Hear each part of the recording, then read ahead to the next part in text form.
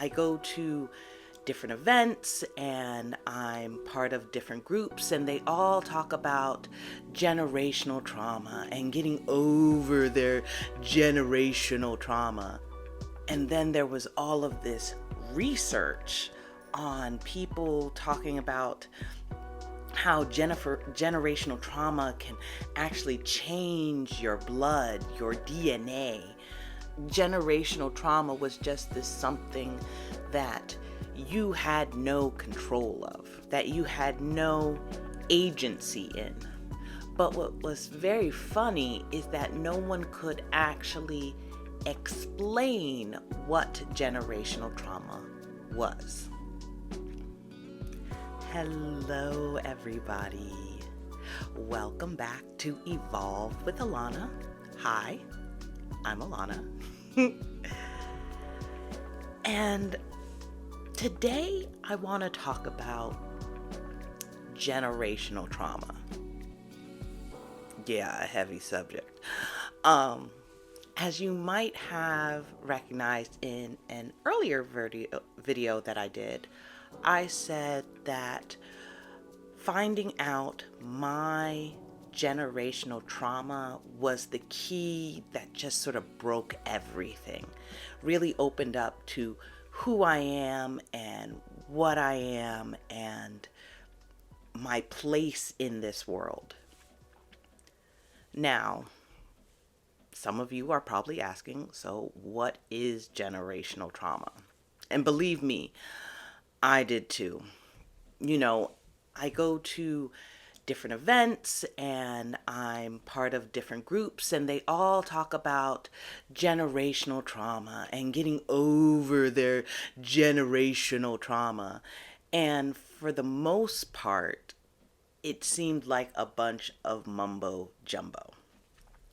Like it was this mystical way of saying that you have trauma from your ancestors and it just is weighing you down. And then there was all of this research on people talking about how generational trauma can actually change your blood, your DNA, to the fact that you can be predisposed to certain traits, to being an alcoholic, or I don't know. And for me, it just felt like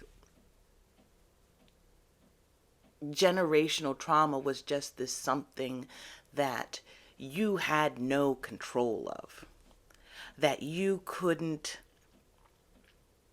escape it, that you had no agency in.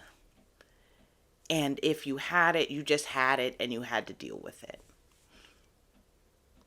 But what was very funny is that no one could actually explain what generational trauma was. So, like I always do, I looked it up. So, the definition of generational trauma is it is the subconscious passing of emotional and behavior effects from one generation to the next, even if their descendant didn't directly experience the trauma themselves. Okay, so it's saying that, let's say your parent experienced a trauma, and how they dealt with that trauma, the effect of that trauma, they passed it on to you. So what does that look like? What does a generational trauma actually look like? So I'm going to give an example of what a generational trauma looks like based off of my own family. You see, in my family, it's pretty an acute generational trauma. You see, both of my parents, when they were young, when they were just starting to identify themselves in the world, both of my parents lost their primary breadwinner. For my mother lost her mother, my grandmother, when she was very young. And for my father, he lost his father, my grandfather, very young. And in both of these households, their primary breadwinner for the household disappeared like that. From all stories that I have gathered of their childhood, they went from middle class, upper middle class, proud African Americans to all of a sudden being poor, lower middle class, poor people, where money became scarce, where decisions all had to center around money.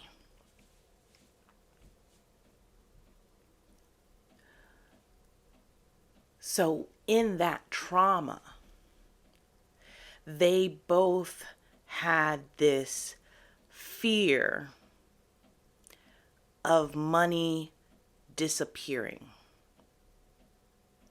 that all of a sudden something would happen and the money would be gone. Now, they both handled their trauma in different ways. For my mother, it was a constant look for sales, a constant look for deals. It was something that, regardless of how much money they made, it was never enough. It was never enough to splurge on themselves. It was always cutting corners and coupon clipping and looking for the best deals, to the point that my sister and I have a memory that outside of Christmas, and mind you, in Christmas, we didn't get a whole lot of toys. Outside of Christmas, we would get new toys, but if we wanted any kind of toys outside of Christmas, we would go to the Goodwill and we would search for toys and things at the Goodwill and buy them there, regardless of how much money our family actually had. And believe me, when I look back on it and I finally talked to my parents, oh, we had enough money. But the fear of all of a sudden that money leaving was so strong that it affected everything, to the point that me and my sister had this whole inkling that we must be poor. Yes, we were in a good house, in a good neighborhood. My parents had good jobs, everything. And we were never looked raggedy. We didn't look like we didn't belong. We just thought we were poor because the word budget was always in our vocabulary. The word, if we ever wanted anything, was saying we don't have enough. The word that if we wanted the new toy outside of Christmas, even during Christmas, was, well, you can't have it because we're poor. That was the mentality that I grew up with. Now, were we ever in food stamps? No. Were we actually poor?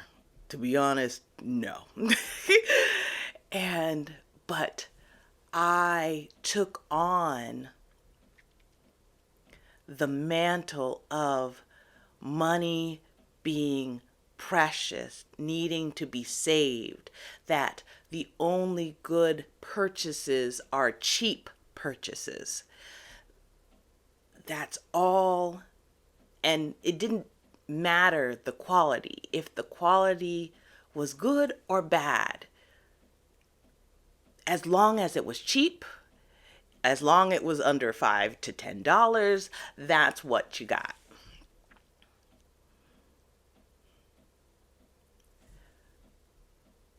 That is, in addition, a limiting belief, but that belief was taught to me, taught through the words and actions of my parents.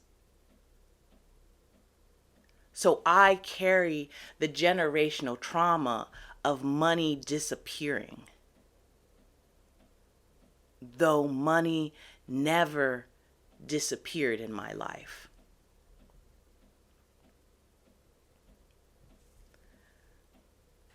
When I realized I had this generational trauma, I was finally able to look at it and see if that generational trauma helped me or hurt me. And to see if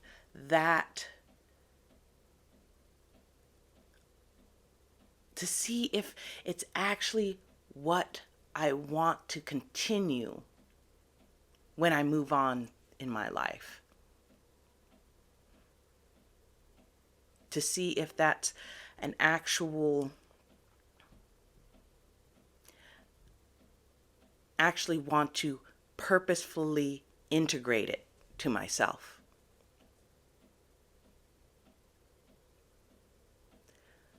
So, you might be thinking, okay, you have a lot of information. You have found your generational trauma. Yay!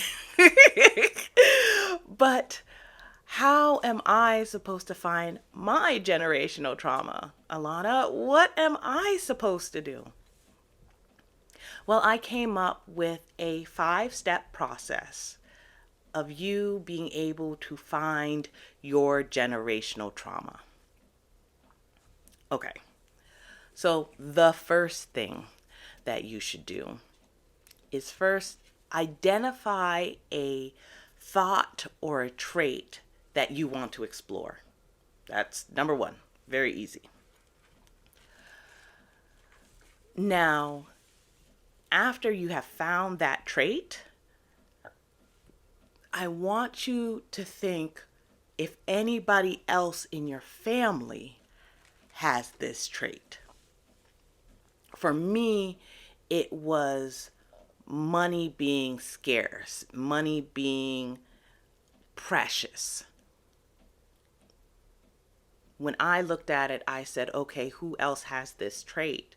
And I said, oh, my sister has this trait. Me and my sister has the same trait. Who else in my family has this trait? I said, oh, my mother has this trait. And her sister, my aunt, has this trait. Okay, who else might have this trait in my family? And I said, oh, my grandfather on my mother's side. He has this trait. And I said, oh, we all talk about money and about the deals that we have, about how much money we saved and how much each item of clothing is. Oh, it's very common for each one of us, when my grandfather was alive and my aunt and my mother and my sister, to come out with a new outfit and say, hey, look at this. Would you believe this was $3? And I said, okay, we all have this trait. Okay. The next thing is that is the more difficult part, to find the trauma. Since it's obviously through several generations, the original trauma did not come from me. So let's see if it happened to my parents. So, through my history of knowing my parents, I was able to realize that death in the family, the death of my mother's mother, the primary breadwinner, was a traumatic event. It would be a traumatic event for anybody at a young age. But it was from there that her financial situation changed. But you might have noticed something. I also said my grandfather had the same trait. Now, God rest his soul, my grandfather has passed. And on top of that, my grandfather wasn't big on discussing his past. A lot of things from his past I had to pick and choose, and my knowing of history let me know what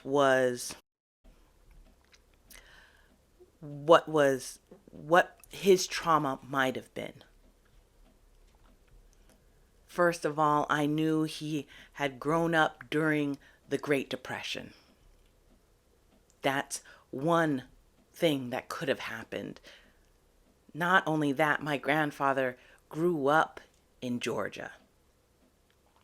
His formative years were in Georgia, and so he, knowing anything about history, he was in the deep South and with the Jim Crow laws. And then on top of that, I also know his family were sharecroppers. And knowing about the history of sharecropping and African Americans in the deep South, he must have experienced a trauma that made him feel like money was the only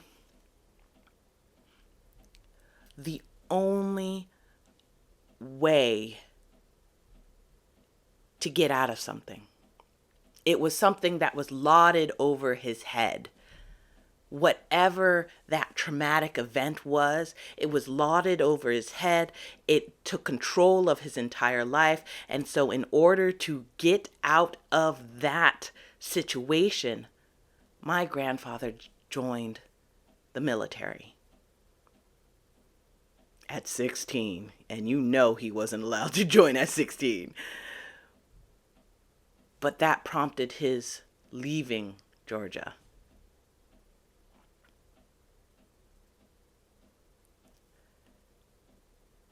So you can infer what that trauma might have been if you know the history of not only your family, but what was going on in the world around them at that time.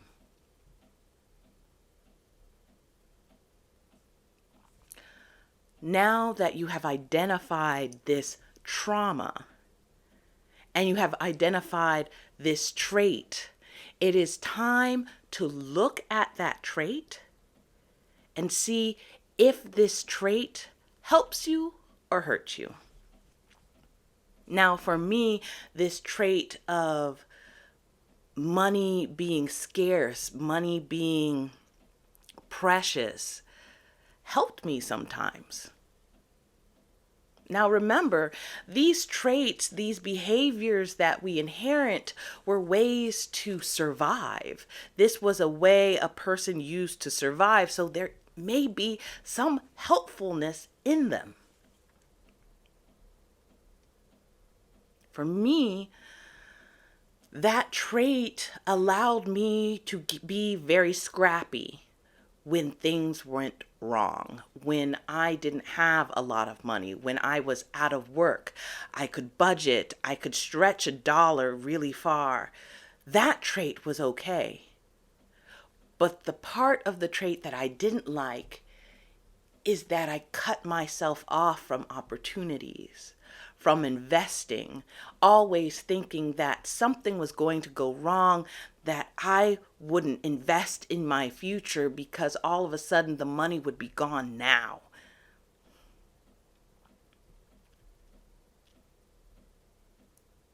So now that I can identify what part of the trait was good for me and what part of the trait was bad for me, I could just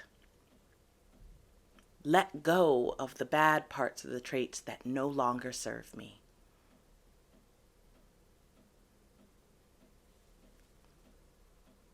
And that takes work. It takes diligence. I integrate those good parts of the trait and I let go of the bad parts. But like we know, it is a generational trauma. It means I have to be diligent.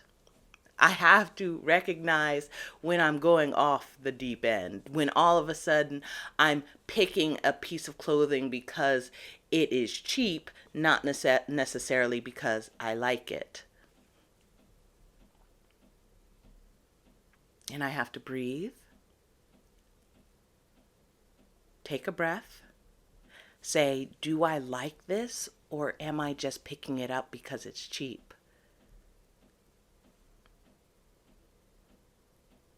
And if it's because I don't like the item, just because it's cheap, I put it back and I walk away. Do I sometimes slip up? Yes. When you've been living your life a single way for so long, you're bound to slip up now and again. That bad part of that trait, that bad part of that traumatic experience will seep back in. But if you stay aware of yourself, aware of your actions, aware of who you are evolving into, you can provide a better world for the next generation and have them not inherit that traumatic trauma. I hope you like this video. If you like it, please give me a like, a share, and tell me down in the comments, are there any traits that you feel are inherently from generational trauma? Let me know in the comments below. And I'll let you and I'll see you next time. All right? Bye-bye.